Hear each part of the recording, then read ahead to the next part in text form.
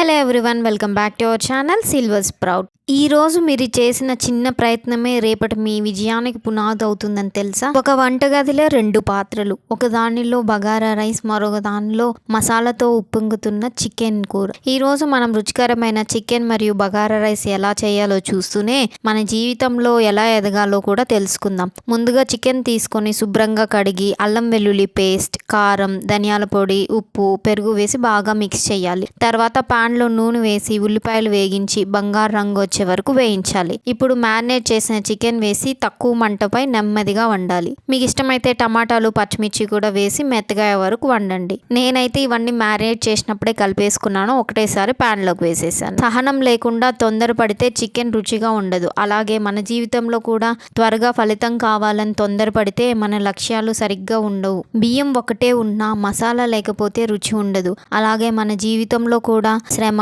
సహనం, సమయం కలిస్తేనే విజయం రుచిస్తుంది.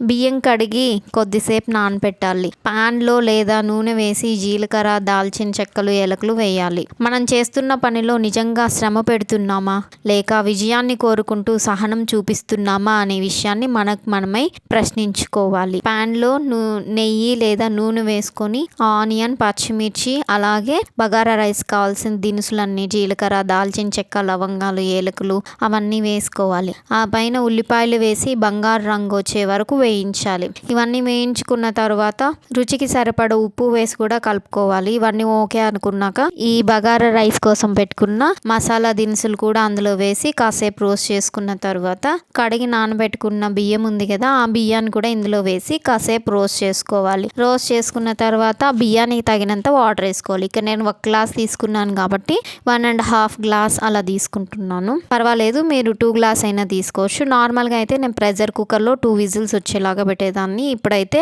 అలా చేయట్లేదు, జస్ట్ నార్మల్గా ప్లేట్ అలా క్లోజ్ చేసుకొని చేస్తున్నాను. మీరు ఎలా అయినా చేసుకోవచ్చు, మీ ఓపికని మీకు నచ్చిన విధంగా చేసుకోవచ్చు అనమాట.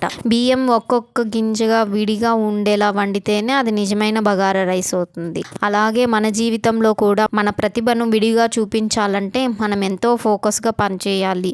ప్రతిరోజు చిన్నగా అయినా ఎదగడానికి ప్రయత్నిస్తూ ఉండాలి. మన కలల కోసం వంట లాంటి ఓర్పుతో సమయం కేటాయించాలి. బగారా రైస్, చికెన్ 2 కలిపినప్పుడు పర్ఫెక్ట్ భోజనం అవుతుంది. అలాగే శ్రమ, నమ్మకం, సమయం ఇస్తేనే మన జీవితం సక్సెస్ అవుతుంది. ఈరోజు మీరు చికెన్, బగారా రైస్ మాత్రమే కాదు, జీవితంలో ఎదగడానికి కావాల్సిన ఒక చిన్న పాఠం కూడా నేర్చుకున్నారనుకుంటున్నాను. మీకు ఈ వీడియో నచ్చితే లైక్ చేయండి, షేర్ చేయండి, అలాగే మీ అభిప్రాయాన్ని కమెంట్లో చెప్పండి. ఇలాంటి మరిన్ని మంచి వీడియోల కోసం మన సిల్వర్ స్ప్రౌట్ ఛానల్ని సబ్స్క్రైబ్ చేసుకోండి. Thank you for watching.